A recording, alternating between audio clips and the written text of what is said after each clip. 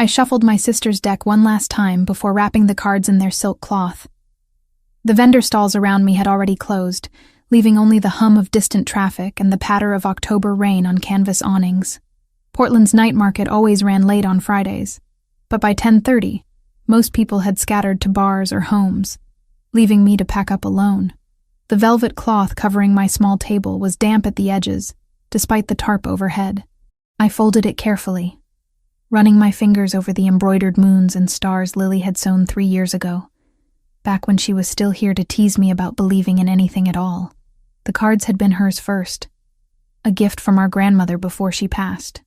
Now they were mine, my inheritance, my burden, my only connection to a twin I'd never stop missing.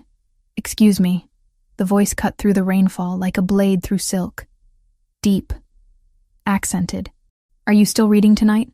I looked up from packing my leather bag. A man stood at the edge of my booth, water dripping from the shoulders of a charcoal suit that probably had a designer label I'd never heard of. Tall, maybe 6'3", with dark hair slicked back from a face all sharp angles and shadows. His eyes caught the string lights still glowing overhead. Dark brown, almost black in this light, with an intensity that made me want to step back. "I'm closed," I said, keeping my voice steady. 26 years old, and I still got nervous around certain types of men. The kind who looked at you like they could see straight through to your bones. "There's another tarot reader who works Saturdays, or I can give you my card for an appointment next week. I don't have until next week." He stepped under the tarp, out of the rain. Up close, I could see the details my instincts had already catalogued. The cut of his jaw, a thin scar running along the right side, near his ear, hands that looked like they could break things, or build them. "I need a reading tonight. I'll pay double your rate." Something in his tone suggested this wasn't a request I should refuse. Not out of fear, exactly, but out of that sixth sense Lily always said I had. The one that whispered when something important was about to happen. $100, I heard myself say. My normal rate was $50 for a half-hour reading. Cash. He pulled out a money clip without hesitation. The bills were crisp, probably fresh from an ATM. He counted out 500s and set them on my damp table. "That's 500, I said, not touching the money. "I know." His gaze never left mine. "For your time and your discretion." I should have told him to leave. Should have packed up my cards and gone home to my cramped apartment where the heater barely worked, and the upstairs neighbor played heavy metal at 2 a.m. Instead, I unfolded my velvet cloth and spread it across the table again. "Sit." He took the folding chair across from me, moving with a grace that didn't match his size. I unwrapped Lily's cards, feeling their familiar weight in my palms. 3 years of readings and they still smelled like her perfume. Lavender and vanilla. Memory and grief. "What's your question?" I asked, beginning to shuffle. "I don't have a question." He leaned back, completely at ease despite the rain now drumming harder against the tarp. "I want to know what you see." That wasn't how tarot worked, but I'd learned not to argue with clients who paid this well. I shuffled until the cards felt ready, then spread them in a Celtic cross layout. The pattern Lily had taught me on our 16th birthday, back when we'd practiced on each other and laughed at the dramatic predictions. I flipped the first card. The Lovers. Present situation. Second card. The Tower, reversed. Recent past. Third card. The Ten of Swords. What lies beneath. My hand slowed as I turned over the fourth card. Death. Not always literal, but in this spread, surrounded by these cards, it felt heavy. Final. Interesting start, he murmured. I ignored him, revealing the fifth card. The Seven of Cups. Possible future. Sixth card. The Two of Cups. Near future. Seventh card. The Devil. How he sees himself. Eighth card. Justice. How others see him. Ninth card. The Moon. Hopes and fears. I paused before the final card, my fingers hovering over it. The Outcome card. The one that would tie everything together or blow it all apart. Go ahead, he said softly. I can handle it. I flipped it. The Ace of Cups. For a long moment, I just stared at the spread. Then I looked up at him, this stranger with his expensive suit and dangerous eyes. And something in my chest tightened. You're in the middle of a war, I said slowly, interpreting what the cards showed me. The tower in your past means something you built came crashing down. Violently. You're still dealing with the betrayal that caused it. I gestured to the Ten of Swords. Someone close to you. Multiple someones. He didn't confirm or deny, just watched me with that unnerving stillness. Death here doesn't mean you're going to die, I continued, though I wasn't entirely sure I believed that. It means transformation. An ending that leads to a beginning. But the devil suggests you're trapped in a cycle of power and control. You think you're in charge, but something has its claws in you. And the rest? His voice gave nothing away. I touched the Two of Cups, then the Lovers. Love, soon, maybe already happening without you realizing it. The Two of Cups in your near future, and the Lovers in your present, both pointing to the same thing. A connection, a partnership. The Ace of Cups as your outcome confirms it. New emotions, a new beginning, something pure in the middle of all this darkness. The rain had picked up, drowning out the city sounds. We were alone in a bubble of lamplight and storm, and I realized my heart was racing. You're going to fall in love, I said, meeting those dark eyes. Soon, maybe tonight. He was quiet for a long moment. Then his mouth curved into something that wasn't quite a smile, but held too much knowledge to be anything else. I know. The way he said it sent ice down my spine. Not threatening, just certain, like he'd already seen this future and accepted it. The moon card, I pressed on, needing to finish the reading and get away from him, shows your fear. You're afraid of illusion, of not seeing clearly, of being deceived again. And justice means the world sees you as someone who demands balance. An eye for an eye. You have power, but you use it according to your own code. Very perceptive. He stood, buttoning his suit jacket with one hand. Your name? Hannah. I didn't know why I answered. Hannah Evans. Hannah Evans. He repeated it like he was committing it to memory. I'm Mateo. Just a first name. No last name offered. I should have pressed, but something told me I didn't want to know more than he was willing to share. He reached out suddenly, and I flinched before realizing he was just offering his hand. I took it, and the moment our palms touched, that electric sensation I'd been fighting all reading crashed through me like lightning. His skin was warm, slightly rough, and for 3 heartbeats we just stood there, hands clasped, rain falling around us. Thank you, Hannah Evans. He released my hand and stepped back into the rain. I'll remember this. Then he was gone, walking toward the parking area where I could now see 2 black SUVs idling with their lights off. He climbed into the back of one, and both vehicles pulled away smoothly, like sharks gliding through dark water. I stood alone under my tarp, hand still tingling where he'd touched me, and looked down at the cards spread across my table. The reading had been clear. Danger, love, transformation, choice. I gathered the cards quickly, wrapping them in their cloth and tucking them carefully into my leather bag along with the $500 bills. My hands shook slightly as I collapsed my table and folded my chair. The other vendors were long gone. The night market security guard was probably making his rounds on the far side of the lot. I hurried to the rideshare pickup area, my bag clutched tight against my chest. The cards inside felt heavier than usual, like they'd absorbed something from that reading.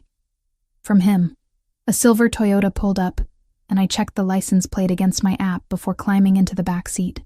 The driver was listening to jazz, barely glancing at me in the rearview mirror as he pulled into traffic.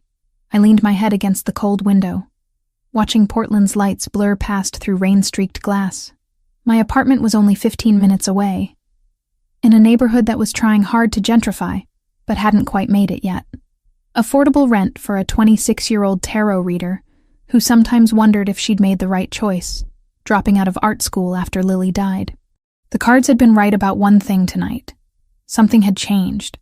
I could feel it in my bones. That shift that meant life was about to get complicated. I just didn't know how complicated until Monday morning, when everything I thought I understood about safety and danger would shatter like glass. The weekend crawled by in a haze of regret and curiosity.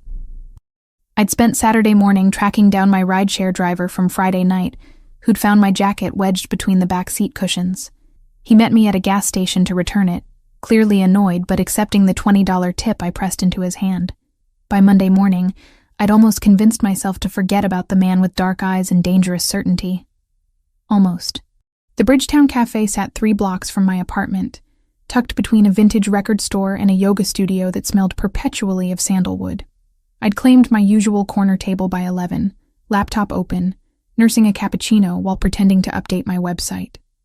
In reality, I was scrolling through apartment listings, trying to figure out how to afford anything better than my current situation without working 3 readings a day. The cafe was one of those neutral spaces where everyone coexisted peacefully. Artists working on portfolios, students cramming for exams, business people having informal meetings. The owner, a 60-year-old woman named Patricia, had a strict policy about respecting others' space and privacy. No loud phone calls, no aggressive sales pitches, just coffee and courtesy. That's probably why they chose it. The bell above the door chimed at 11:15. 4 men walked in, and every instinct I'd inherited from years of reading people went on high alert. They moved with purpose, scanning the room before settling at a table near the window. Business casual clothing that somehow looked more dangerous than protective. One was older, maybe early 40s, with silver threading through dark hair. The others were younger, built like they spent serious time in a gym. And then he walked in. Matteo. My breath caught. I ducked behind my laptop screen, cursing myself for choosing this cafe, this day, this table with a direct line of sight to where they were sitting. He wore a different suit today, charcoal gray instead of black, and he carried himself with that same controlled grace that had made me nervous on Friday night. He didn't see me, or if he did, he didn't acknowledge it. I should have left, should have closed my laptop, grabbed my bag, and walked out before whatever was about to happen unfolded. But I was frozen, watching as they ordered espressos and bent their heads together in conversation. The silver-haired man was talking, gesturing occasionally toward what looked like a map spread across their table. Matteo listened, his expression unreadable. One of the younger men kept checking his phone, thumb scrolling with increasing frequency. Something about his body language felt wrong, twitchy, nervous in a way that didn't match the other's calm. I couldn't hear their words from where I sat, but I caught fragments. Territory. Expansion. The name of a street I recognized from the industrial district.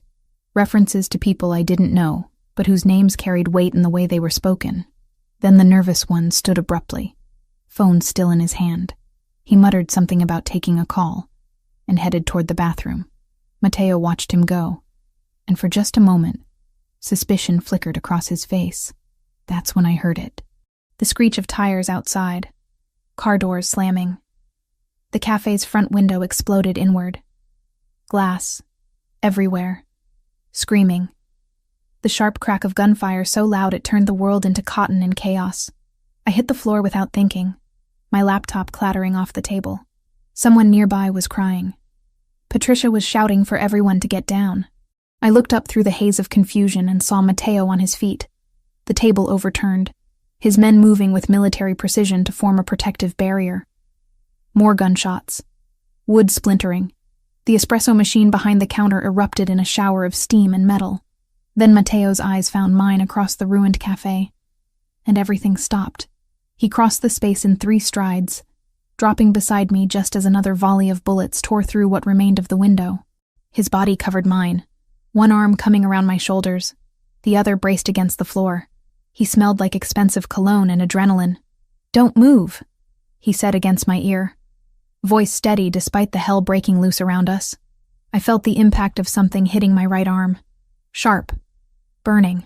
When I looked down, blood was spreading across the cream-colored sweater I'd worn to feel professional. A long shard of glass protruded from just below my elbow, dark red already soaking into the fabric. "You're hit." Matteo pulled back slightly, assessing the damage with a clinical eye that suggested he'd seen worse. Much worse. "I'm fine." My voice shook, betraying the lie. The gunfire stopped as suddenly as it started. I heard engines roaring, tires squealing as vehicles sped away. Sirens wailed in the distance, growing closer. Around us, the cafe looked like a war zone. Shattered glass covered every surface. Bullet holes peppered the walls. Patricia crouched behind the counter, Phone pressed to her ear, giving someone our address. Mateo helped me sit up, his hands surprisingly gentle as they steadied me. The silver-haired man appeared at his side, speaking rapid fire in what might have been Italian. Mateo responded in the same language, then switched to English. "Franco, get the car. Now, bring her with us." "Wait, what?" I tried to pull away, but the movement sent fire shooting up my arm. "I'm not going anywhere with you. I need an ambulance. The police are coming." "The police can't help you." Mateo's eyes locked onto mine, and I saw something there that terrified me more than the bullets had. "You saw their faces. The shooters. How many were there?" My mind replayed those awful seconds. 3 men. Asian features. Matching black jackets. One had a tattoo on his neck, a symbol I didn't recognize. I'd seen them clearly through the window before it exploded. 3, I whispered. 3 witnesses they'll need to eliminate. Mateo stood, pulling me up with him. "Franco, the car. I'll handle the rest." "My friend," I said suddenly, remembering Gabriella and her shop 2 neighborhoods over. "Gabriella Turner. She owns Crystal Visions on Hawthorne. If they know who I am, if they followed me here, Franco." Mateo cut me off with a single word. The silver-haired man nodded and pulled out his phone, already dialing as he headed for the exit. "I'm sending 2 men to her location now," Franco called back. "She'll be protected." "You don't understand," I said, trying to make sense of what was happening through the shock and pain. "I don't know anything. I was just having coffee. I didn't hear anything important." "You don't need to hear anything." Mateo wrapped an arm around my waist, supporting my weight as he guided me toward the back of the cafe. "You were here. You saw them. That's all that matters to the people who just tried to kill me." We emerged into the alley behind the building. A black SUV pulled up, identical to the ones I'd seen Friday night. Franco held the back door open, his expression grim but controlled. "My bag," I said weakly. "I left it inside, my cards. I'll have someone retrieve it." Mateo helped me into the vehicle, sliding in beside me. "Right now, we need to move." The door slammed shut. The SUV pulled away from the curb as police cars screamed past in the opposite direction. I pressed my uninjured hand against the glass shard still embedded in my arm, trying to slow the bleeding. The world tilted sideways, and I realized I was going into shock. "Stay with me, Hannah." Mateo's voice cut through the fog. "We're going somewhere safe. A private doctor will treat your arm. But I need you conscious, and I need you to understand what just happened. You're Mafia," I heard myself say, or something like it. "Those men were trying to kill you. And now I'm a witness they'll want dead too." "Close." His jaw tightened. "Franco, take us to the mountain house. No hospitals, no public records." The cards had predicted this. Love soon, but also death and transformation. A choice that would change everything. I'd just been too naive to understand the reading was about my own future. The private doctor arrived within 20 minutes of our reaching the mansion. I'd spent those minutes pressed against the leather seat, watching pine trees blur past the window while Franco made calls in Italian, and Mateo kept one hand on my uninjured shoulder, anchoring me to consciousness. The house materialized through the trees like something from a dream. Glass and stone in modern angles that somehow belonged in the wilderness. We'd driven maybe 90 minutes northeast of Portland, climbing into the Cascade foothills until civilization became a distant memory. "Can you walk?" Mateo asked as the SUV stopped in a circular driveway. Yes. I wasn't sure if that was true, but I refused to be carried like some damsel from a Gothic novel. My legs held when I stood, though the world tilted slightly. Inside, the mansion was all clean lines and expensive taste. Hardwood floors, minimalist furniture, art on the walls that probably cost more than my annual income, though I was trying very hard not to think about money right now. Mateo guided me to a room that looked like it belonged in a luxury hotel, with floor-to-ceiling windows overlooking the valley, and a bed large enough for 4 people. The doctor was already waiting. A woman in her 50s with steady hands and an expression that suggested she'd seen much worse than a glass shard embedded in someone's arm. She introduced herself as Dr. Vasquez and got to work immediately, cutting away my ruined sweater and cleaning the wound with efficient movements. 12 stitches, she announced after extracting the glass and examining the laceration. You're lucky. Deeper and you'd have nerve damage. As it is, you'll heal clean if you keep it dry and change the dressing daily. Mateo stood near the window throughout the procedure, close enough to see but far enough to give Dr. Vasquez room to work. His presence was oddly comforting, a solid point in a world that had gone sideways. "The pain medication will make you drowsy," Dr. Vasquez said as she finished bandaging my arm. "Rest is the best thing for shock. I'll leave supplies and check on you tomorrow." After she left, Franco appeared in the doorway. He looked tired but controlled, his silver hair slightly disheveled from the chaos at the cafe. "Your friend is secure," he said, addressing me directly. "2 of our men are stationed outside her shop. She's been informed of the situation and advised to stay inside for the next 48 hours. Relief flooded through me. Thank you. She's all I have left. Her and the cards. Speaking of which, Franco held up my leather bag. Retrieved from the cafe before the police sealed it off. Everything's intact.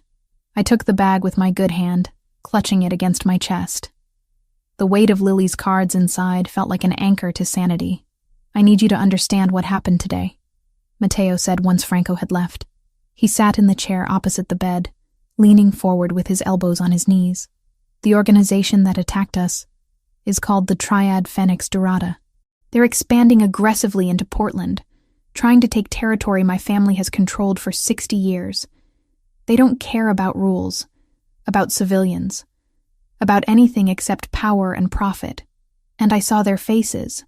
The medication was starting to work, making everything feel slightly distant. So now they want me dead. Yes, no sugarcoating. I appreciated that more than false comfort. You can't go home, not until we resolve this situation, which might take several days." And the practical concerns crashed down on me all at once. My rent is due Friday, 6 days. I was already short before this, and my booth at the night market, that's my income. If I'm not there this weekend, I lose my spot. They have a waiting list. I'll handle it. Mateo's tone brooked no argument. "Your rent will be paid. You'll be compensated for the work you're missing, not as charity," he added, seeing my expression. "As restitution for putting you in danger. You helped me Friday night with that reading. This is my responsibility." I wanted to argue, but exhaustion was pulling me under. "I don't want to owe you anything. You don't. This is me owing you." He stood, moving toward the door. "Sleep. We'll talk more when you're clearer." But sleep wouldn't come despite the medication. I lay in that enormous bed for hours, watching afternoon light fade to evening, then evening to night. My arm throbbed beneath the bandages. Every time I closed my eyes, I saw the cafe window exploding, heard the sharp crack of gunfire. At midnight, I gave up. I pulled on a robe I found in the closet, soft charcoal cashmere that probably cost more than my entire wardrobe, and ventured into the mansion. The place was quiet, but not empty. I glimpsed men in dark clothing patrolling the grounds through windows, security cameras in corners. This wasn't just a house. It was a fortress disguised as architectural magazine material. I found the library on the 2nd floor. Books lined 3 walls from floor to ceiling, real books with worn spines that suggested they'd actually been read. A fireplace held glowing embers, casting warm light across leather furniture. And there, in an armchair near the windows, sat Mateo. He looked up when I entered. He'd changed from his suit into dark jeans and a black sweater, somehow more dangerous in casual clothes than he'd been in business attire. "Can't sleep either?" I asked. "Sleep is a luxury I rarely afford." He gestured to the chair beside him. "How's your arm?" "Hurts." I sat, tucking my legs under me, "but I've had worse." "Have you?" The question was gentle, inviting, and maybe it was the medication, or the shock, or the fact that I'd almost died today and nothing seemed to matter anymore. Whatever the reason, I found myself answering honestly. 3 years ago, my twin sister died. Lily. Car accident on I-5. Drunk driver crossed the median at 70 miles an hour. The words came easier than I expected. She died instantly. I was driving, walked away with a broken collarbone and cuts that needed 42 stitches total. The physical pain was nothing compared to losing her. Mateo was silent for a long moment. The cards were hers. She was the real tarot reader. I was the skeptic. But after she died, I couldn't let them go. Couldn't let that last piece of her disappear. I looked down at my bandaged arm. I taught myself to read them. Started doing it professionally a year later. It helps me feel close to her. Like maybe she's still guiding me somehow. Perhaps she is. Mateo's voice held no mockery. I've seen too much of the world to dismiss anything as impossible. What about you? I turned the question back on him. Franco called you boss at the cafe. And you have all this. I gestured around the library. This isn't normal wealth. This is something else. My grandfather came from Naples in 1958 with nothing but a suitcase and stubborn pride. He built an empire through connections, favors, and refusing to bend to anyone. When he died, my father inherited. When my father died 6 years ago, I inherited. I was 28, too young, too unprepared, but there was no one else. No siblings. Only child. My mother died when I was 12. Cancer. His jaw tightened. My father threw himself into work after that. Built the organization bigger, stronger. He taught me everything before a heart attack took him at 56. Left me with 200 families depending on me for their livelihoods, their protection, their futures. That's a heavy weight for someone so young. 34 isn't that young. A ghost of humor crossed his face. But yes, heavy. Every decision I make affects hundreds of lives. Every mistake costs someone their safety. Or worse. We sat in companionable silence, watching embers glow in the fireplace. Outside the windows, stars scattered across the mountain sky, brighter than anything visible in Portland. The reading Friday night, I said eventually. The cards showed me your future. Love, transformation, a choice that would change everything.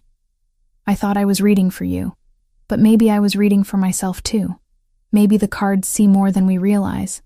Mateo looked at me then, really looked at me, and I felt that electric current again, the same one from Friday night when our hands touched. You told me I'd fall in love soon.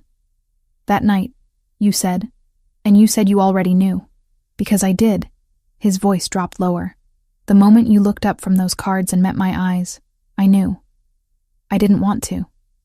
Didn't plan to, but knowing doesn't stop it from happening. My breath caught. This was insane. I'd known this man for 3 days. He was a criminal. Someone who lived in a world of violence and power plays. But he was also someone who'd covered my body with his when bullets flew. Who'd stayed during my medical treatment. Who spoke about his dead mother with the same grief I felt for Lily. This is crazy, I whispered. Yes, he didn't deny it. But that doesn't make it less true. Somewhere in the mansion, a clock chimed 3 a.m.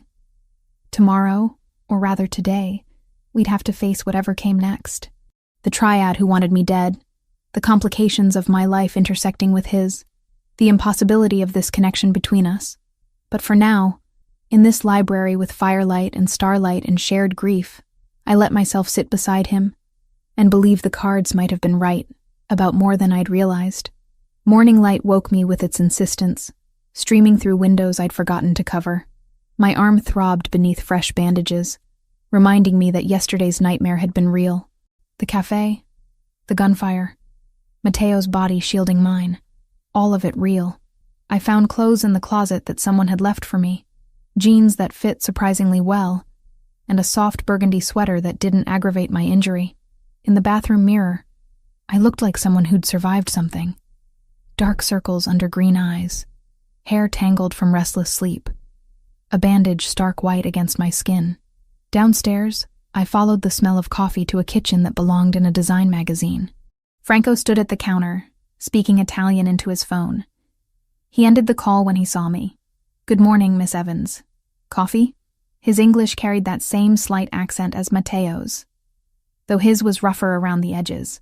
"Please." I accepted the mug he poured, wrapping my good hand around the warmth. "And it's Hannah. Miss Evans makes me feel like I'm in trouble with the school principal." A brief smile crossed his face. "Hannah, then. I have something for you." He retrieved my leather bag from a nearby chair. Retrieved it myself yesterday afternoon. Everything inside is undamaged. Relief flooded through me. I took the bag, immediately checking for the cards. Still wrapped in their silk cloth, still radiating that faint scent of Lily's perfume. My connection to my sister, preserved. Thank you. The words felt inadequate. You didn't have to do that. Matteo made it clear your cards were important. Franco refilled his own coffee. He's currently in a meeting with our security team, reviewing footage from the attack. He'll want to speak with you when he's finished. About what happened at the cafe? Among other things. Franco's expression turned serious. The men who attacked us are from an organization called Triad Phoenix Dorada. They've been expanding aggressively into our territory for the past 6 months. Yesterday was their most brazen move yet. I sipped my coffee, processing this. And because I saw their faces, I'm a liability they need to eliminate. Unfortunately, yes. Which is why you'll remain here under our protection until the situation is resolved. He paused. I spoke with your friend Gabriella this morning. She's safe. Frightened, but safe. My men are maintaining a visible presence around her shop to discourage any approach. The mention of Gabriella tightened something in my chest. She was all I had left besides these cards.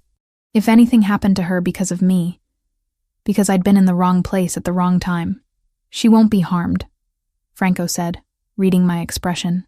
Matteo doesn't allow civilians to be targeted. It's one of the codes his father established. Codes in organized crime? The irony wasn't lost on me. That's almost funny. Morality exists everywhere, Hannah. Even in worlds you might think are beyond it. Franco rinsed his mug in the sink. My advice? Don't judge Matteo by the life he was born into. Judge him by the choices he makes within it. After Franco left, I took my coffee to the back terrace. The view was stunning. Pine trees stretched down the mountainside, and in the distance, I could see the valley below. Morning mist still clinging to the lowlands. It was peaceful in a way Portland never was. No traffic sounds, no sirens. Just wind through trees and birds calling to each other. I unwrapped Lily's cards, handling them carefully despite the ache in my arm. The bandage made it awkward, but I managed to shuffle them, letting muscle memory guide my movements. 3 years of daily practice meant my hands knew what to do, even when my mind was elsewhere. What do I need to know? I whispered to the cards, to Lily, to whatever force guided these readings. I laid out a simple 3-card spread. Past, present, future. First card. The Tower. Again. The same card that had appeared in Matteo's reading on Friday night. Destruction. Chaos. Everything falling apart. Second card. The 2 of Swords. Present. A woman blindfolded, holding 2 swords crossed before her. Stalemate. Difficult choice. Refusal to see the truth. Third card. The Lovers. Future. Connection. Partnership. Choice that leads to union. But beneath the Lovers, almost stuck to it, another card had fallen. The 7 of Swords. Deception. Betrayal. Someone working from within. My hands stilled over the spread. The cards were warning me about something specific. Someone close to Matteo, someone in his inner circle, wasn't trustworthy. The attack yesterday hadn't just been about territory expansion. It had been coordinated, planned. Someone had known where they'd be, and when. Interesting reading. I startled, nearly dropping the deck. Matteo stood in the terrace doorway, watching me with those dark eyes that seemed to see straight through pretense.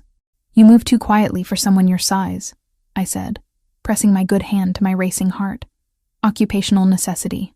He joined me at the small table, gesturing to the cards. What do they say? I hesitated.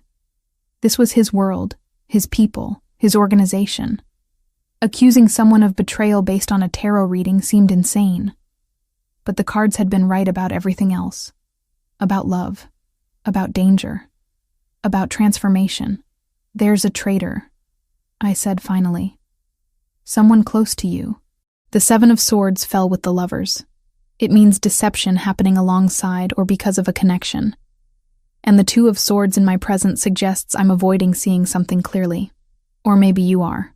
Matteo leaned back in his chair, his expression unreadable. Tell me about yesterday. The man at the cafe who left right before the attack. What do you remember about him? I closed my eyes, replaying those moments. Young. Maybe 25. Dark hair. He was checking his phone constantly. More than the others. And when he left to take a call, he looked nervous. Not scared nervous. Guilty nervous. His name is Anthony Lombardi. He's been with our family for 3 years. His father worked for mine. Matteo's jaw tightened. Franco's investigating him now, based on what you said. If Anthony sold us out to the triad, if he's responsible for nearly getting you killed, what will you do to him? I asked quietly. What needs to be done? His tone left no room for misunderstanding. Which is? Exile at minimum. Death if he cost us lives. He met my gaze directly. I won't lie to you about who I am, Hannah. I won't pretend this world has room for mercy when someone betrays the people depending on them for safety. I should have been horrified. Should have demanded he take me home immediately, consequences be damned. But I thought about what Franco had said. Judge him by his choices. And Matteo's choice was to protect the people loyal to him, even if that meant harsh justice for those who weren't. My father taught me 3 rules, Matteo continued. Never involve civilians unless absolutely necessary. Never harm women or children. Never betray family. And never forgive those who do. He gestured to the cards spread between us. Your sister's deck keeps showing you truth. Maybe you should trust it. I do trust it. I gathered the cards carefully, my arm protesting the movement. That's what scares me, because it also showed me the lovers. You and I, somehow connected in all this chaos. Would that be so terrible? Yes. I wrapped the cards in their silk cloth. Because I'm a tarot reader from a cramped apartment who can barely pay rent. And you're a man, he interrupted gently. Not a title. Not an organization. Just someone who saw you Friday night and knew immediately that everything was about to change. The intensity in his voice made my breath catch. This was insane. 3 days. I'd known him for 3 days. But Lily used to say that souls recognize each other instantly. That time was a human construct that didn't matter when it came to real connection. Come with me, Matteo said, standing and offering his hand. There's something I want to show you. I let him lead me through the mansion to a room I hadn't explored yet. His office, clearly. Dark wood desk, leather chairs.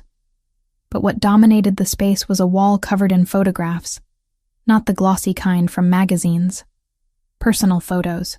Candid moments captured over years. My grandfather, Matteo said, pointing to an elderly man with fierce eyes and a proud bearing. Giuseppe Ricchetti. He came from nothing and built everything you see around us. Not just wealth, a community. 200 families who depend on us for work, for protection, for justice. The law won't provide them. He moved to another photo. A woman with kind eyes and Matteo's cheekbones. My mother. She died when I was 12. Cancer. My father never recovered. He threw himself into work afterward, teaching me everything about leadership but nothing about balance. Is that why you're different? I asked. Because you saw what it cost him? Maybe. His hand lingered on his father's photo. An older version of himself. Stern, but not cruel. He had rules. The same ones he taught me. But he forgot that rules without humanity become tyranny. I'm trying not to make that mistake. We stood there in his office, surrounded by the history of his family, and I understood something fundamental. Matteo hadn't chosen this life. He'd inherited it. But he was choosing how to live it. That evening, he insisted on changing my bandages himself. Dr. Vasquez having left supplies and instructions. His hands were gentle, careful not to hurt me as he unwrapped the old dressing and cleaned the wound. Healing well, he observed. You'll have a scar, but not a bad one. I have others. I watched his face as he worked. 42 stitches from the accident that killed Lily. This one will just join the collection. Battle scars. He secured the new bandage. Proof you survived. Dinner was on the terrace under string lights and mountain stars. Someone had prepared Italian food that smelled incredible, and Matteo poured wine I'm sure cost more than my monthly grocery budget, though I didn't ask. The air had cooled with sunset, carrying the scent of pine and earth. Tell me about her, Matteo said. Your sister. What was she like? So I did. I told him about Lily's laugh, loud and unrestrained. About how she believed in magic and possibility while I believed in logic and planning. About how she'd bought these tarot cards from a shop in Seattle and taught herself to read them. Then taught me, insisting I had natural intuition I was ignoring. She sounds like she would have liked this. Matteo gestured to the cards I'd brought down with me, now sitting between our wine glasses. The mystery of it. The romance. She would have loved you, I admitted. She always said I needed someone who'd challenge me, who wouldn't let me hide in my fear. Matteo reached across the table, his fingers brushing mine. That electric current again, sparking between us. I'm not trying to challenge you, Hannah. I'm just trying to... His phone rang. The sound shattered the moment like glass under a hammer. Matteo's expression darkened as he checked the screen. I have to take this. He answered in Italian, his tone sharp. I watched his face change as whoever was on the other end spoke. Anger, then cold calculation. He ended the call and stood in one fluid motion. One of our warehouses in the industrial district was just hit. Fire. Deliberate. Franco's heading there now, but I need to go personally. Now? It's almost 10 at night, which is exactly when they chose to strike. He was already moving toward the door. Stay here. Don't leave the property. My security team will keep you safe until I return. Matteo, wait. I stood, following him. What if this is what they want? What if they're trying to draw you out into the open? He paused, looking back at me. Something flickered in his expression. Surprise, maybe. That I'd thought of that. It's a possibility I've considered. His hand came up, cupping my face briefly. The touch was warm, grounding. But some things require my presence. This is one of them. Then he was gone, and I was left standing on the terrace with wine going cold and cards that whispered warnings I didn't know how to interpret. The 7 of Swords. Betrayal from within. I looked down at the spread still laid out on the table. The cards hadn't lied yet. And if they were right about a traitor, then Matteo walking into a burning warehouse might be exactly what someone wanted. I couldn't just sit there and wait. Not with the cards spread on the table showing me warnings I'd ignored before. The 7 of Swords. Betrayal from within. And Matteo was driving straight into a situation that felt choreographed. I found one of the security guards patrolling near the terrace. Young, maybe 25, with the same watchful expression they all wore. I need to get to the warehouse, I said. The one that's burning. Where Matteo went. He blinked at me like I'd asked him to fly. Miss Evans, Mr. Ricchetti gave explicit orders that you remain here. If we go as controlled bait. 2 support cars, a fallback route, and counter-surveillance. Your intuition about the 7 of Swords stands. We act on it, but with a plan, and I'm explicitly ignoring them. I crossed my arms, wincing as the movement pulled at my bandaged arm. You can either drive me, or I'll find my own way there. Your choice. 5 minutes later, I was in the back of an SUV with 2 very unhappy security guards who'd apparently decided protecting me meant following me into whatever stupidity I was committing. The drive back down the mountain felt longer than the trip up had been, every turn reminding me this was probably the worst decision I'd made in a series of increasingly poor choices. The warehouse district looked exactly like what it was. Industrial buildings hunched against the night sky, separated by cracked pavement and chain-link fences. Smoke billowed from a structure near the waterfront, orange flames visible through broken windows. Fire trucks had arrived, their lights painting everything in stuttering red and white. I spotted Franco immediately, standing with several men near a black SUV. He saw me approaching, and his expression went from surprise to resignation in the span of a heartbeat. He's going to be very unhappy you're here, Franco said. He'll get over it. I hoped that was true. Where is he? Franco gestured toward the warehouse. Inside.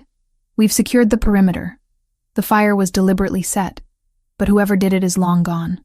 Or still inside, I said quietly. Waiting.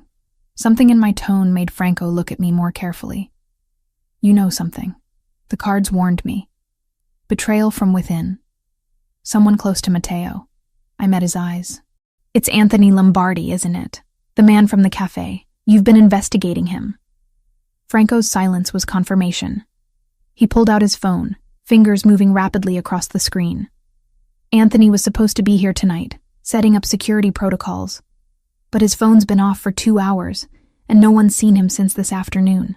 That cold certainty settled in my stomach. He's the one who told the triad where Matteo would be. At the cafe. And now this fire is bait. Franco finished my thought, already moving. Stay with the guards. Don't move from this spot. But I was already following him toward the warehouse entrance. My guards had no choice but to come with me, flanking me like reluctant shadows. Inside, the building was a maze of shipping containers and wooden pallets. Smoke hung in the air, acrid and choking. Water from the firefighters' hoses pooled on concrete floors. I heard voices deeper in the warehouse. Matteo's, distinctive even raised in anger. And another voice, younger, defensive, pleading. We rounded a corner and found them. Matteo stood with 3 of his men, surrounding Anthony Lombardi. The young man looked terrified, backed against a shipping container with nowhere to run. Blood trickled from his nose, and his shirt was torn. But he was alive, conscious, talking. I didn't have a choice, Anthony was saying, words tumbling over each other. They had photos of my sister. They knew where she worked. Said they'd hurt her if I didn't cooperate. So you sold out your own people. Matteo's voice was ice. You told them where we'd be. 3 of our associates are dead because of you. And Hannah, he stopped, seeing me standing there.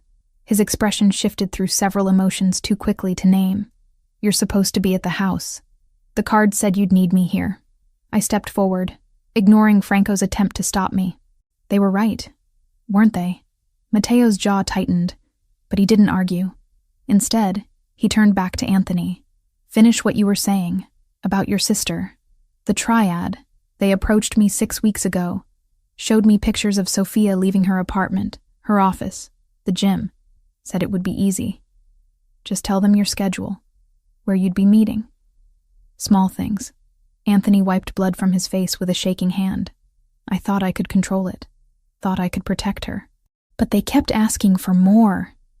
And tonight? Franco asked from beside me. The fire? They told me to disable the alarm system, make sure the building would be empty. I thought they just wanted to destroy property. Anthony looked directly at Matteo. I swear, I didn't know they'd try to trap you inside. When I realized what they were planning, I tried to warn you. But my phone was confiscated by my men 2 hours ago when we traced the leak back to you. Matteo's tone gave nothing away. You're a traitor, Anthony. Your father served my father for 20 years. You grew up in this family, and you betrayed every single person who trusted you. The silence that followed was suffocating. I watched Matteo, trying to gauge what he'd do next. In the library last night, he'd talked about his father's rules. Never forgive betrayal. But he'd also said he was trying to be different, trying to balance justice with humanity. Your sister, I said suddenly, addressing Anthony directly. Sophia, where is she now? Anthony's eyes widened. Home, I think. They said if I cooperated tonight, they'd leave her alone. Franco, Matteo said without looking away from Anthony.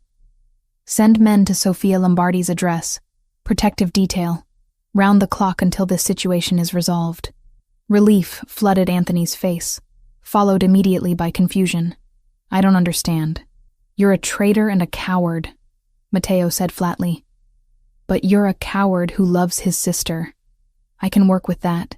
He stepped closer, and Anthony pressed back against the container. Here's what's going to happen. You're going to give Franco every detail about your contact with the triad. Names, locations, communication methods, everything. Then you're going to deliver a message for me. What message?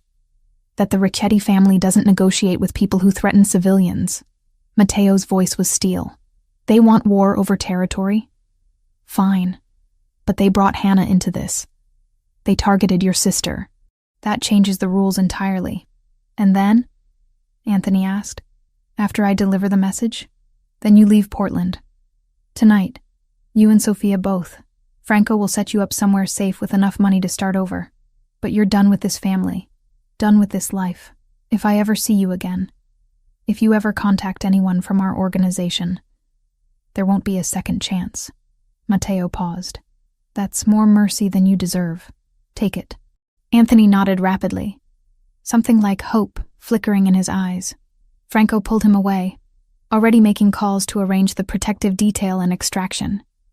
The other men dispersed, leaving Matteo and me alone in the smoky warehouse. "You shouldn't have come," he said finally. "You needed someone here who'd remind you that mercy is possible." I moved closer. The cards showed me betrayal. Yes, but they also showed me choice. "You just proved you can choose differently than your father would have."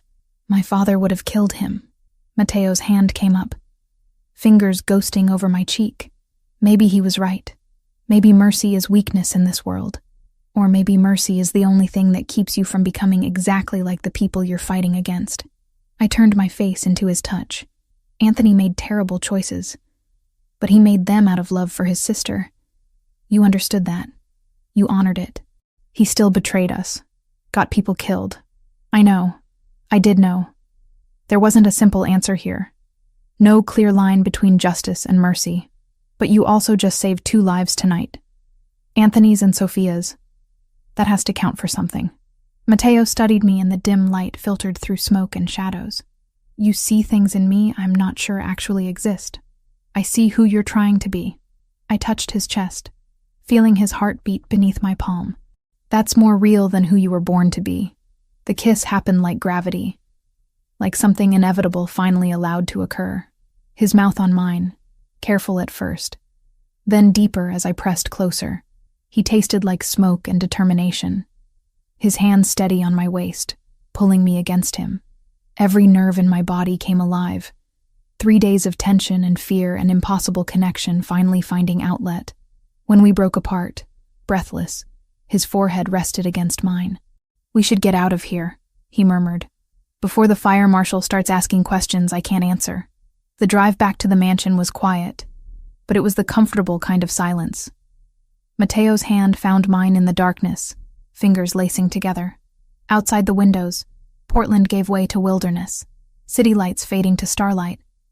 At the mansion, we stood in the entry hall facing each other. Everything from the past 3 days hung between us. The tarot reading that had predicted this. The cafe attack that had thrown us together. The conversations in the library at 3 a.m. His mercy toward a traitor. This kiss that had changed everything. "I'm falling for you," I said. The honesty felt dangerous and necessary. "I know it's insane. I know it's been 3 days. But Lily used to say that souls recognize each other instantly. That time doesn't matter when it comes to real connection. Your sister was wise." Matteo's hand came up, cupping my face. "I told you Friday night that I already knew. When you said I'd fall in love soon, I knew you were right. Because I'd already started falling the moment you looked up from those cards. This is complicated. Yes. I'm not part of your world. Not yet." His thumb brushed across my lower lip. "But you're choosing to be. Right now. In this moment." He was right. I was choosing this. Choosing him. Choosing to believe the cards had brought us together for a reason that transcended logic and safety, and every sensible thing I'd ever believed about my own life. When we kissed again, it was different. Slower. A promise instead of a question. And when he led me upstairs to his room, when we fell into sheets that smelled like cedar and starlight, when his hands learned my scars, and I learned the geography of his, it felt like the most natural thing in the world. Later, with dawn approaching and Matteo asleep beside me, I thought about transformation, about how the tower card meant everything falling apart so something better could be built, about how the lover's card meant choice, always choice, and I'd made mine. 3 days ago, I'd been a tarot reader struggling to pay rent, living half a life in memory of my dead sister. Now I was lying in a Mafia boss's bed, having chosen impossible love over safety, having witnessed mercy in a world built on violence, having become someone Lily would have recognized better than I recognized myself. The cards had been right about everything. Love, danger, transformation, choice. And we were only halfway through the story they'd started telling. I woke to morning sun and an empty bed. The sheets beside me still held Matteo's warmth, but he was gone. A note rested on his pillow, black ink on cream paper in handwriting that matched his personality. Precise. Controlled. Situation developed overnight. Triad retaliated against 2 of our safe houses. No casualties, but I need to handle this personally. Stay at the mansion. Franco has orders to protect you. Back by noon. M. I touched the paper, tracing the single initial at the bottom. 34 years old, and he still signed notes like a teenager trying to be mysterious. The thought made me ache with affection I had no business feeling after 4 days. 4 days. That's all it had been since Friday night's tarot reading. Less than a week. And my entire world had restructured itself around this man and his impossible life. My arm throbbed as I dressed, reminding me that yesterday's violence was still healing. The bandage needed changing. Dr. Vasquez had left supplies, and I managed it one-handed, examining the neat line of 12 stitches bisecting my forearm. Another scar for the collection. Lily would have called it a badge of survival. She'd been good at reframing trauma into triumph. God, I missed her. Missed having someone who knew me well enough to tell me when I was being stupid. And falling for a Mafia boss? That definitely qualified as stupid. I found Franco in Mateo's study, surrounded by phones and laptops, coordinating what looked like a small army. He glanced up when I entered, his expression weary but alert. Morning. Coffee's in the kitchen. Mateo left instructions that you're to have whatever you need. What I need is information. I crossed to the windows overlooking the valley. The note said retaliation. How bad? 2 safe houses hit with incendiaries around 4 this morning. Buildings are total losses, but everyone got out. The triad is escalating. Franco rubbed his face, suddenly looking every one of his 42 years. Anthony's message was delivered last night. Apparently they didn't appreciate being told we won't negotiate. Guilt twisted in my stomach. This war had intensified the moment I walked into that cafe. The moment I saw those shooters' faces. I need to see Gabriella. That's not advisable. I don't care. I turned from the window, meeting Franco's eyes. She's my best friend. The only family I have left besides these cards. If the triad knows about her, if they're watching her shop, I need to see for myself that she's okay. Franco studied me for a long moment. Then he sighed. Mateo's not going to like this. Mateo isn't here. I crossed my arms, wincing as the movement pulled at my healing wound. And I'm not asking permission. I'm going. You can either arrange secure transport or I'll find my own way. You're as stubborn as he is. But Franco was already reaching for his phone. Give me 20 minutes to arrange the detail. And Hannah? If anything happens, if I tell you to move, you move. No questions. Understood? Understood. The drive back to Portland took 90 minutes, 2 SUVs bracketing the one I rode in with Franco. Morning traffic was heavy, giving me too much time to think. About Mateo's hands on my skin last night. About the choice I'd made. About what Lily would say if she could see me now. She'd probably quote some passage about following your heart off a cliff. That was Lily. All poetry and passion, while I'd been spreadsheets and caution. Until she died, and I'd learned that caution couldn't protect anyone from drunk drivers, or fate, or loss. Gabriella's shop, Crystal Visions, sat on Hawthorne in a neighborhood of vintage stores and coffee shops. Even from a block away, I could see the 2 men stationed outside, not hiding, standing visible in dark suits, arms crossed, making it very clear the shop was under protection. Your friend has been asking about you, Franco said as we parked. I told her you were safe but couldn't give details. Inside, the shop smelled like sage and patchouli, familiar and comforting. Gabriella emerged from behind a display of healing crystals, and relief flooded her face when she saw me. Hannah. She crossed the space in 3 steps, pulling me into a hug that made my arm protest. What the hell is happening? These men show up Tuesday saying you're in danger, that I need to stay inside, that I shouldn't talk to anyone I don't know. I know. I'm sorry. I held her tight with my good arm. It's complicated. Complicated? She pulled back, taking in my bandaged arm, the exhaustion that probably showed on my face. You look like you've been through a war. Something like that. I glanced at Franco, who'd positioned himself near the door, scanning the street. Can we talk in the back? Her office was cluttered with inventory and paperwork, crystals sorted by type in plastic bins. Gabriella shut the door and turned to me with an expression that demanded truth. Start talking. So I did. Not everything. Not the parts about Mateo that felt too private, too new. But the rest, the tarot reading on Friday, the cafe attack, being taken to his mansion for protection, the triad who wanted me dead for being a witness. Jesus, Hannah. Gabriella sank into her desk chair. This is insane. This is actually insane. You need to go to the police. And tell them what?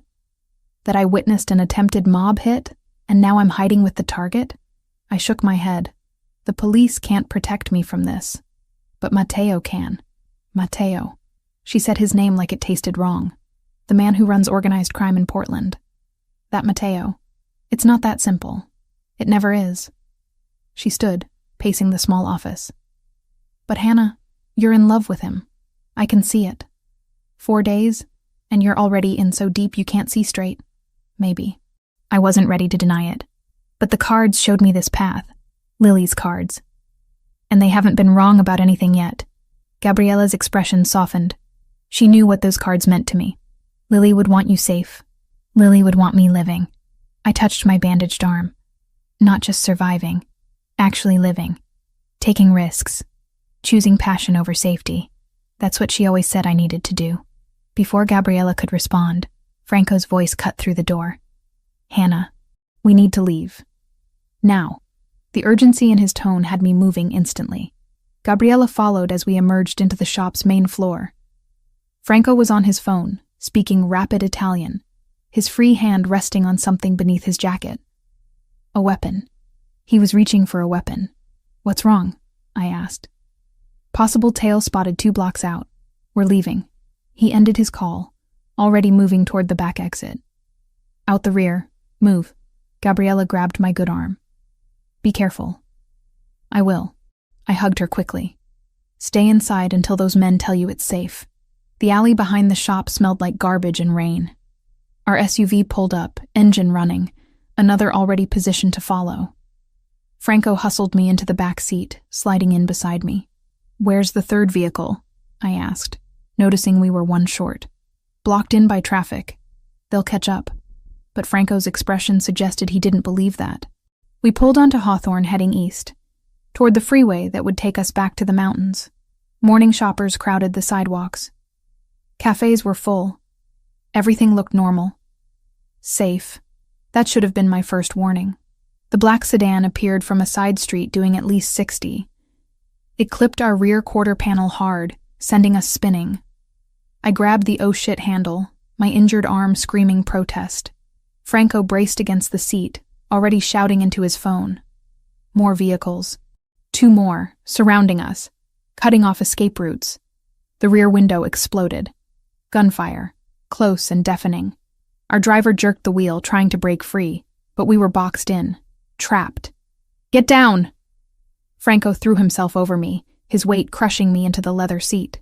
Glass rained down. Metal shrieked. Someone was screaming, might have been me. Then I felt Franco jerk against me. Once. Twice. The impact of bullets finding flesh. His breath hitched, sharp with pain. Franco! I tried to see his face, but he was too heavy, pinning me down. Stay down, he gasped.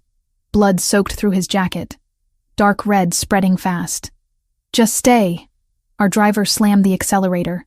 The SUV lurched forward, scraping against the sedan before breaking free.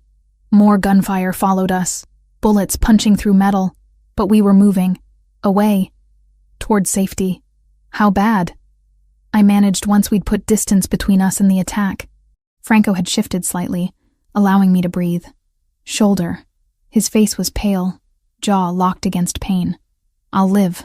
But blood kept spreading. Too much blood.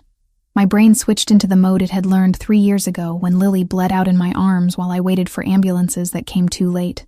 I'd taken every first aid course available after that, learned pressure points and tourniquets, and how to keep someone conscious through shock. Driver, pull over, I commanded. We need to keep moving, Franco protested. You need to stop bleeding. I was already pulling off my sweater, leaving me in just a tank top. 30 seconds. That's all I need. The driver pulled into a grocery store parking lot.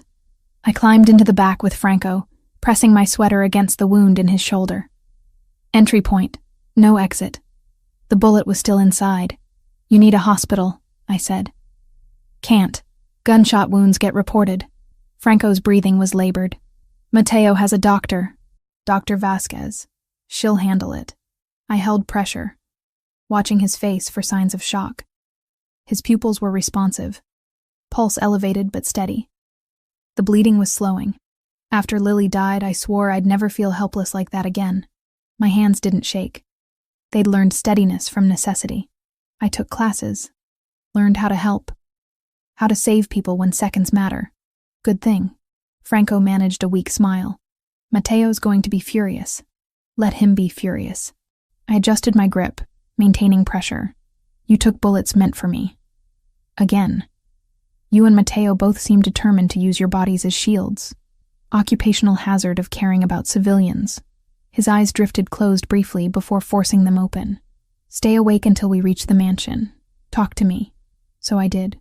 I talked about Lily, about learning tarot from her cards, about Friday night's reading that had started all this, about falling for a man I barely knew, but somehow understood better than people I'd known for years.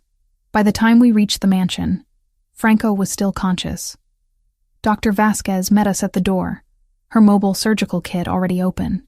She got Franco onto a table in a downstairs room that looked like it had been designed for exactly this purpose. Medical equipment, bright lights, everything needed for emergency treatment.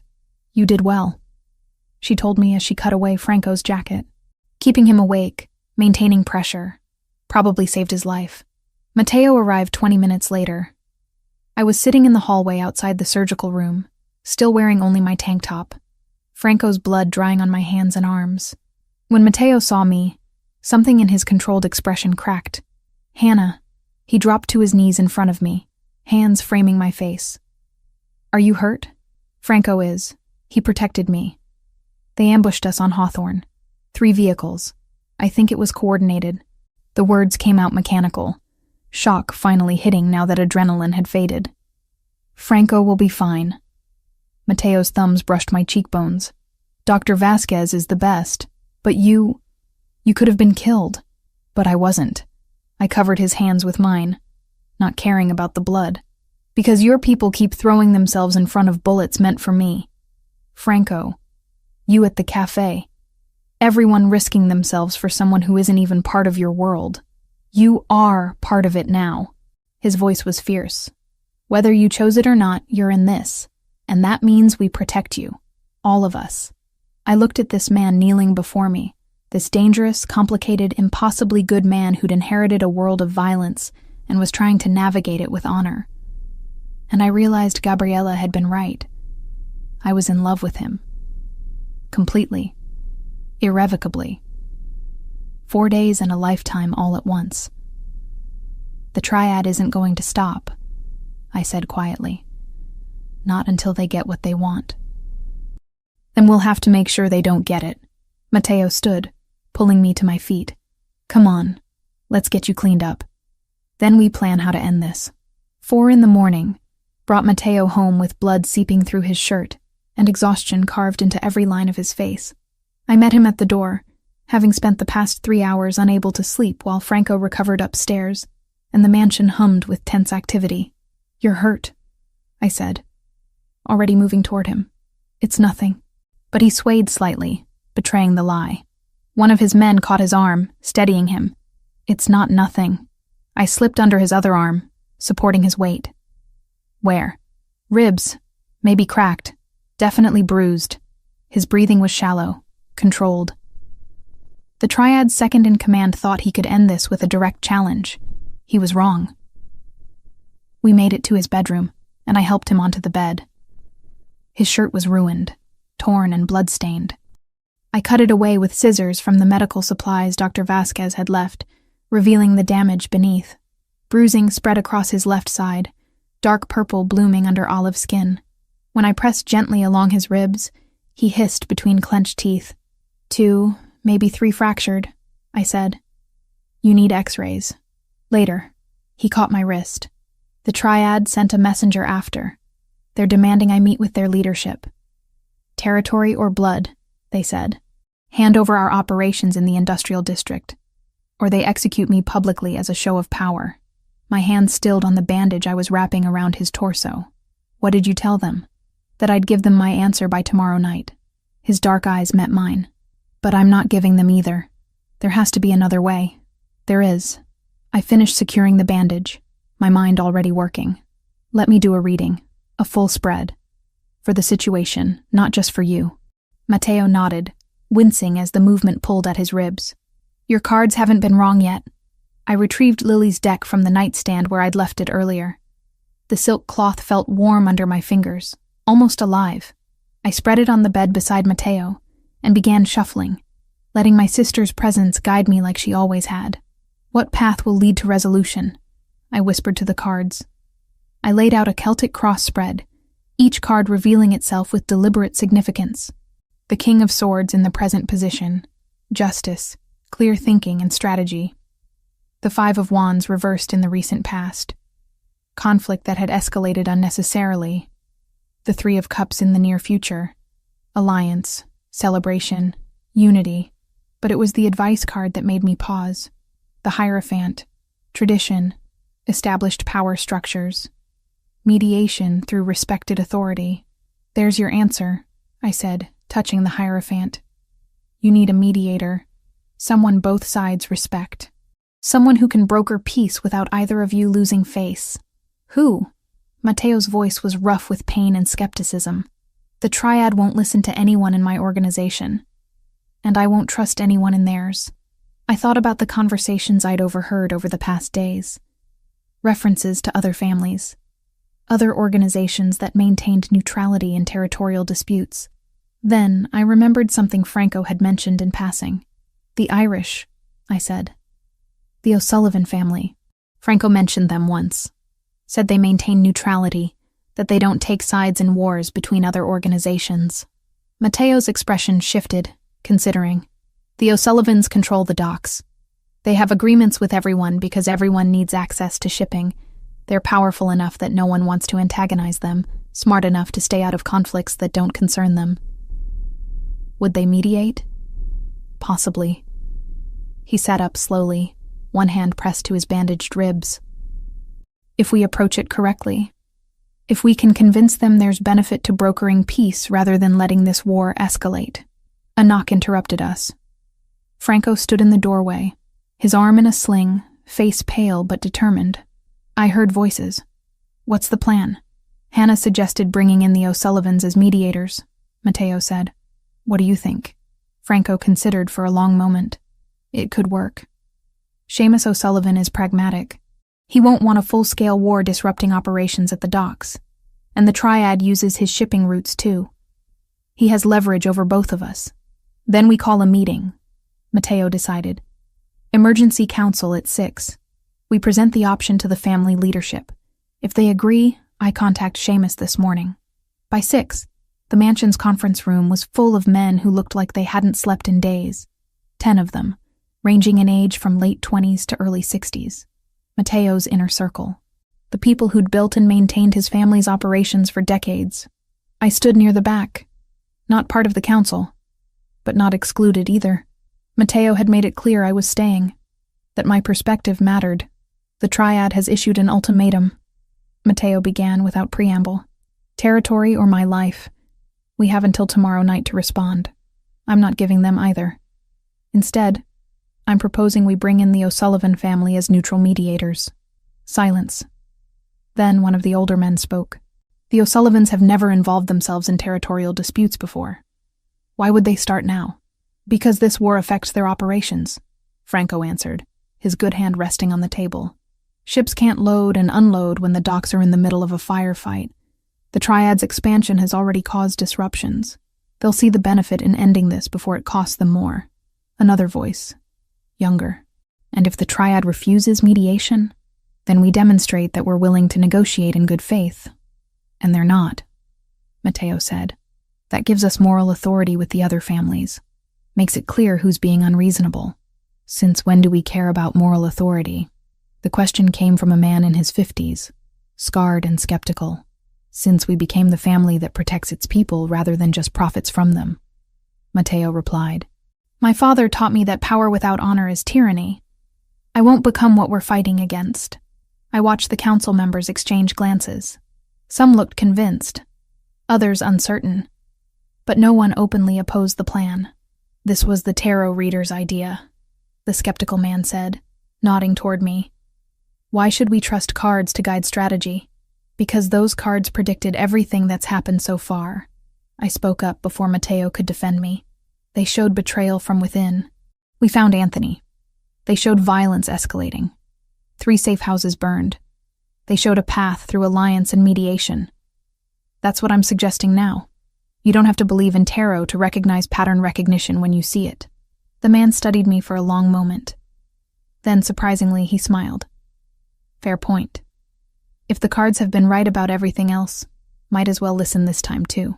The vote was unanimous. Matteo would contact Seamus O'Sullivan and request mediation. If the triad agreed, they'd meet on neutral ground. If they refused, at least they'd tried the diplomatic approach first. After the meeting dispersed, I found Matteo on the terrace despite the early hour and his injuries. Dawn was breaking over the mountains, painting everything gold and amber. "You should be resting," I said, joining him at the railing. "So should you." He turned toward me, and in the morning light I could see how exhausted he was, how much this war had cost him. "The first reading you gave me, Friday night. Do you remember what the cards showed? Love, danger, transformation, choice." I leaned against the railing beside him. All of it came true. The Lovers and the 2 of Cups. Death meaning transformation. The Tower showing destruction. Even the 7 of Swords revealing Anthony's betrayal. And the Ace of Cups as the outcome, Matteo added. New beginnings, pure emotion. That was you. Walking into my life and changing everything I thought I understood about what I wanted. I looked down at my bandaged arm, thinking about how much had changed in less than a week. Lily always said the cards don't predict fate. They show possibilities, paths we can choose if we're brave enough. Your sister was wise. She was reckless and passionate, and believed in magic even when the world gave her every reason not to. I touched the silk-wrapped deck in my pocket. I used to think I was the logical one, the practical twin. But after she died, I realized she'd been right all along.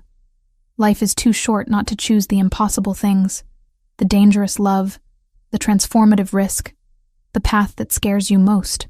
Is that what this is for you? Matteo asked quietly. The path that scares you most? Terrifies me, I admitted. But it's also the first time since Lily died that I've felt actually alive instead of just surviving. So yes, I'm choosing it. I'm choosing you. This impossible situation. This war. All of it. His hand found mine, fingers lacing together. All those predictions from Friday's reading came true. Love, betrayal, transformation. But the outcome card, that Ace of Cups, it's not finished yet. That's still ahead of us. New beginning, I said. After all this resolves, after the triad situation ends and your people are safe again, that's when we figure out what this becomes. I already know what it becomes. His free hand cupped my face, thumb brushing my cheekbone. It becomes everything. You become everything. You can't know that. It's been 5 days. I knew it in 30 seconds. His voice carried absolute certainty. The moment you looked up from those cards and told me I'd fall in love soon. The moment you said it with such confidence, like you could see my entire future laid out in front of you. I knew then. I just had to wait for you to catch up. He kissed me as sunrise turned the mountains into fire, and I tasted promise on his lips.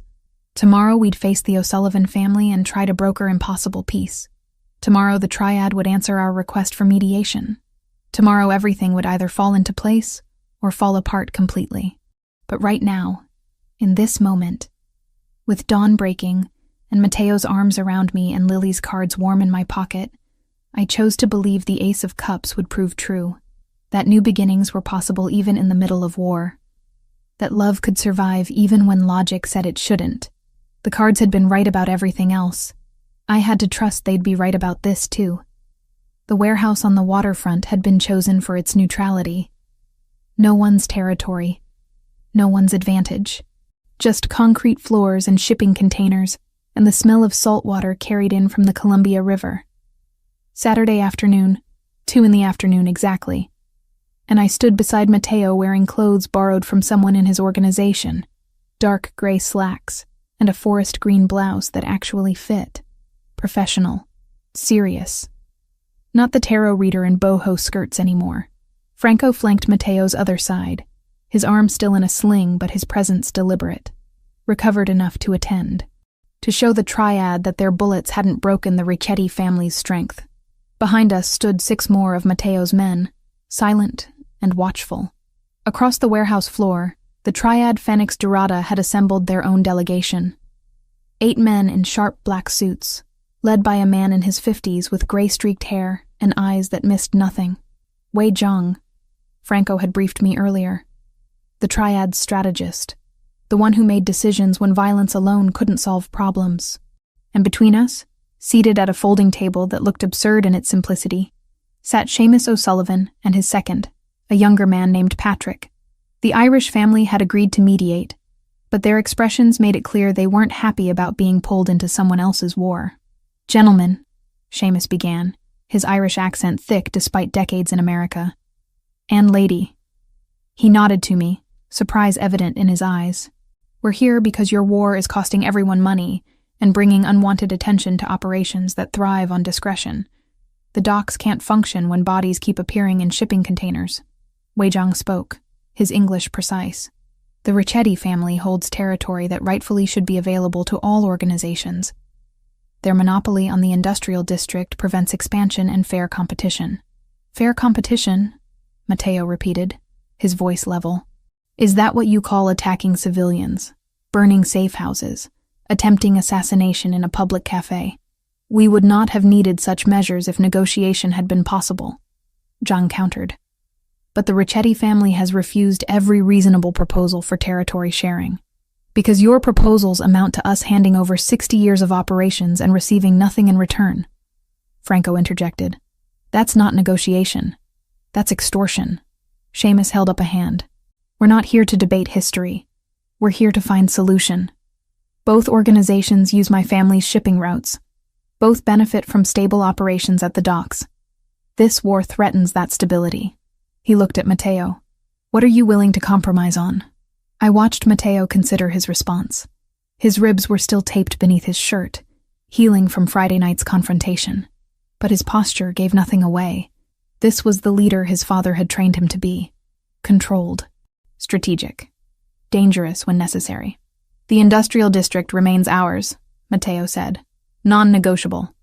But we're willing to discuss shared access to shipping routes and distribution networks, under proper supervision." "Whose supervision?" Zhang asked immediately. "Ours." Patrick O'Sullivan spoke for the first time. "The arrangement would be simple. Both families maintain current territories. But shipping routes, dock access, and distribution channels become shared resources managed by the O'Sullivan family. We oversee schedules, prevent conflicts, and ensure no one monopolizes access. You pay a facilitation fee. Everyone profits. Everyone stays in their lane." The silence that followed was heavy with calculation. I could see Zhang conferring quietly with his lieutenants in Mandarin. Mateo remained still, but I felt his tension through the inches of space between us. "What percentage fee?" Zhang asked finally. 15% of shipping revenue, Seamus answered. "Split between both families, with 5% to us for administration and enforcement." "That's robbery," one of the triad lieutenants objected.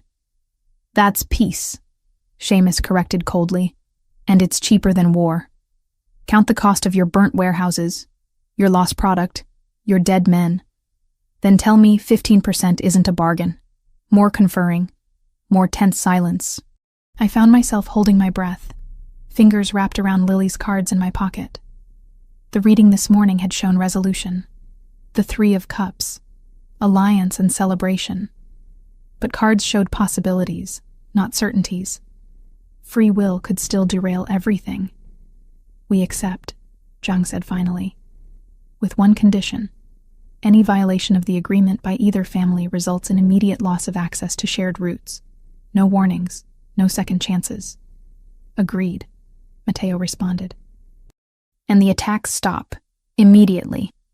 Any retaliation against my people or my associates." His hand brushed mine briefly. voids the entire agreement and the O'Sullivan family sides with us against you. Seamus nodded slowly. That's acceptable. War is bad for everyone's business. But understand this. Both of you. The moment this arrangement becomes more trouble than it's worth, the moment your conflict threatens operations again, we withdraw entirely. And then you can tear each other apart without neutral ground to stand on.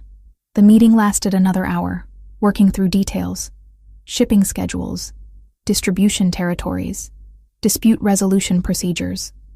I watched it all, this impossible negotiation between criminals, and realized this was how peace actually worked. Not through moral righteousness or legal authority, but through pragmatic calculations of cost and benefit. When we finally emerged into autumn sunlight, Franco let out a long breath. That went better than expected.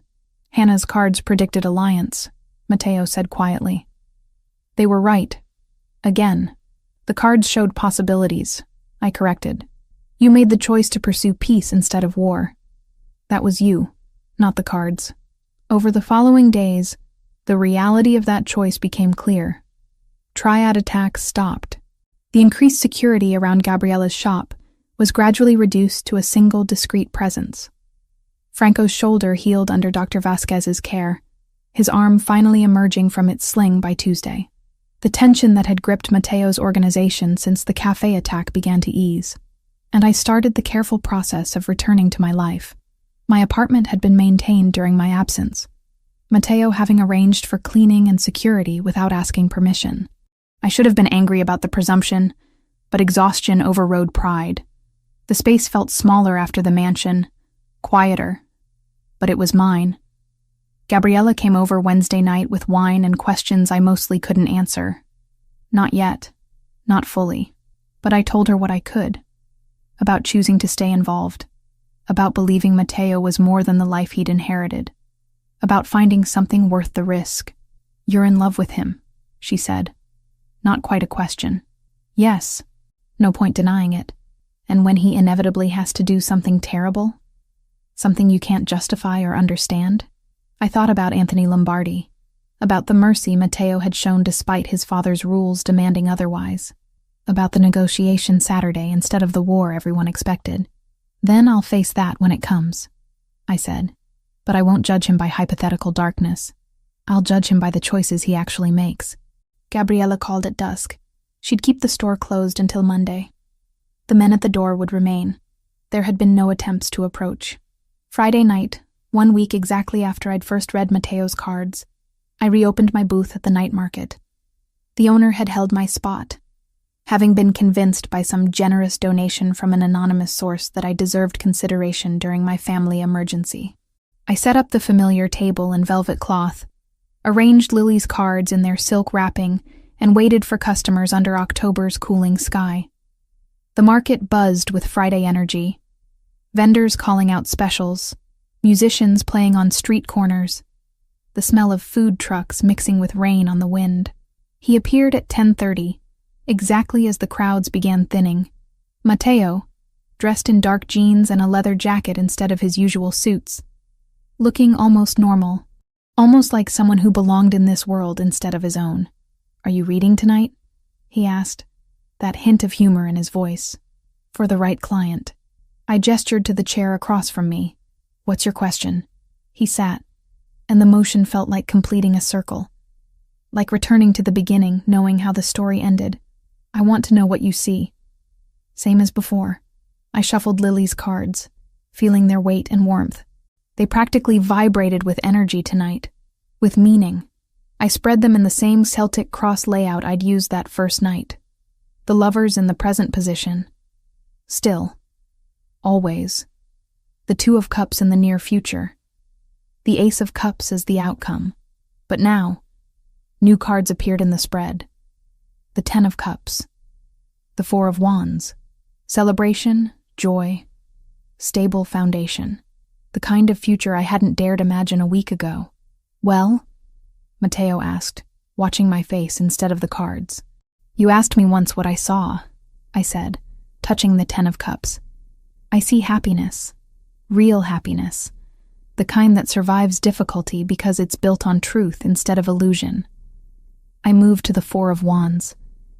I see stability, home, not just a place, but a person who becomes your foundation. And the outcome? I touch the Ace of Cups, the same card that had appeared in his first reading. New beginning, pure emotion.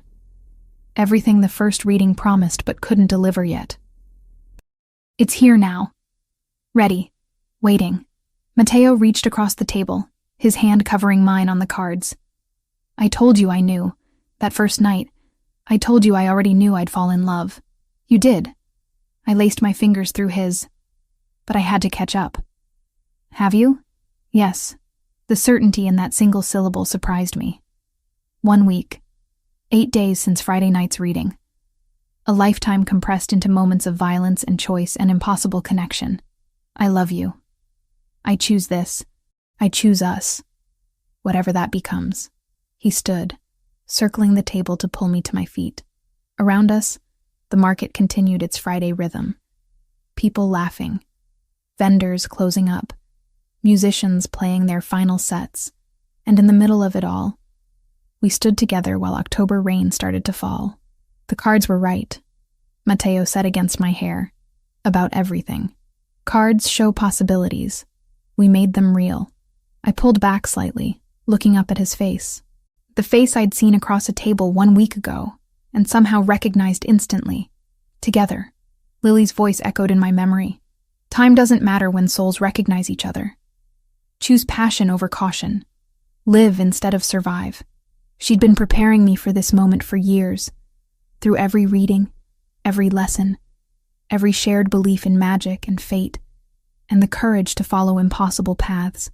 Later, as we packed up my booth together, as Matteo's discreet security maintained their invisible perimeter, as Friday night gave way to Saturday morning, I thought about transformation, about how the Tower card meant destruction that cleared space for rebuilding, about how every prediction from that first reading had manifested in ways I couldn't have imagined. Love found, betrayal revealed, violence endured, choice made, and now, new beginning emerging from ashes. I was a tarot reader who'd fallen for a mafia boss, who'd witnessed murder and mediation, who'd chosen dangerous love over safe solitude, who'd learned that morality existed in shades of gray that logic couldn't navigate but instinct somehow could. And standing there in Portland rain with Lily's card safely wrapped and Matteo's hand in mine, I knew I'd choose it again. Every time. In every possible future the cards could show me. Because some loves are worth the impossibility. Some transformations require destruction first. Some beginnings only come after everything else falls apart. The cards had known all along. I'd just needed time to understand.